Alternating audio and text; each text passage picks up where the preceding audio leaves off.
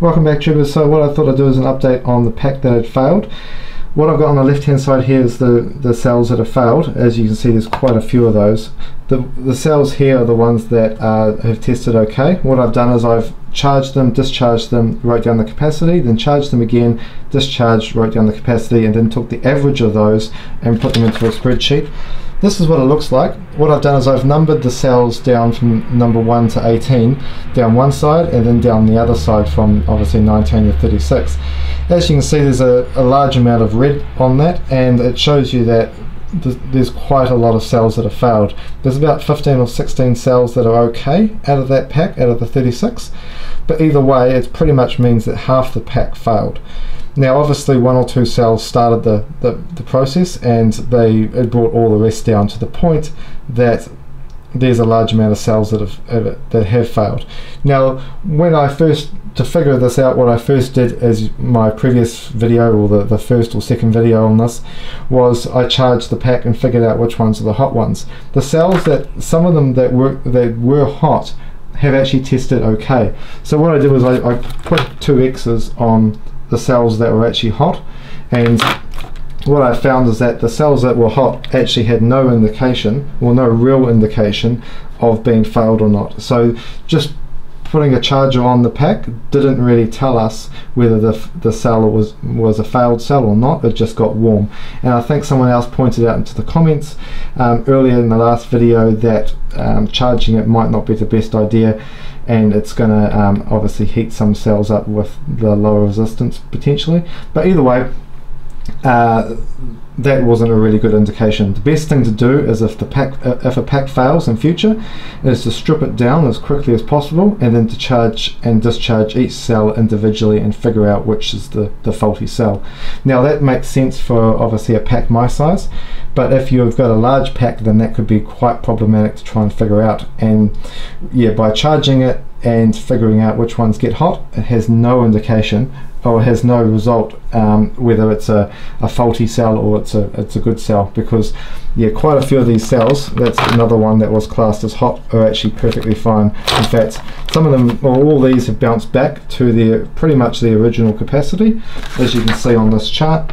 So this pack had 36 cells in it, and it had the slightly lower capacity cells, so anywhere between 1800 to 2000 milliamp hours was in this pack. That's why there's 36 compared to my normal packs of 32. But either way, these ones here have bounced back.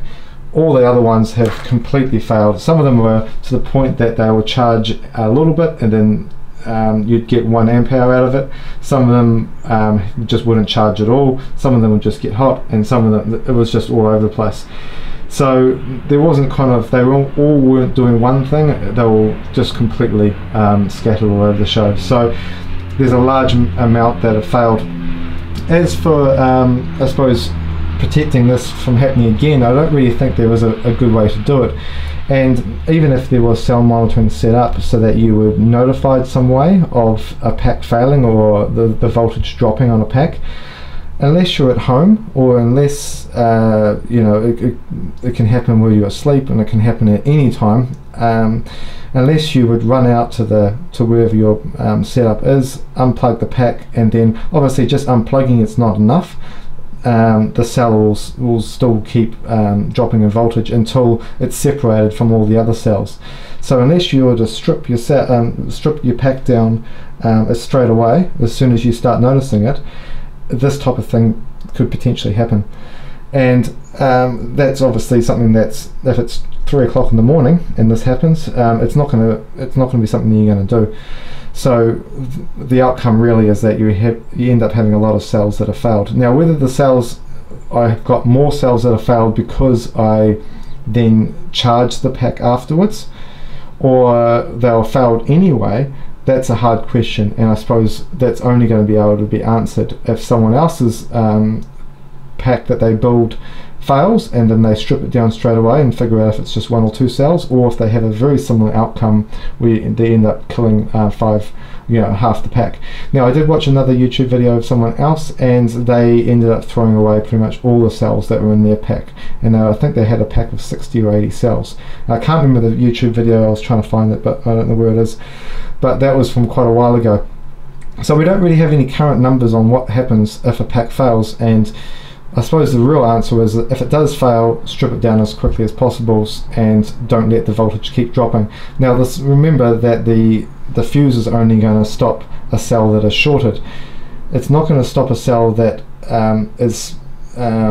has high resistance or low resistance, or whatever way it is, and bringing the pack voltage down, or getting hot and then obviously bringing the pack voltage down. So yeah, those things where if it's not drawing 1 or 2 amps, it's not going to blow a fuse, in which case it's just going to keep dropping the pack voltage, and there's no real way to prevent it apart from just being notified of it as soon as it happens, and then doing something about it as soon as it happens. And whether that's possible or not will really depend on your setup, and whether you're at home or whether it happens when you're out and about.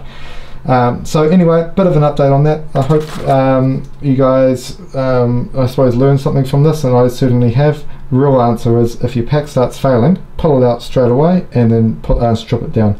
So thanks again for watching, guys. I'll see you on the next video.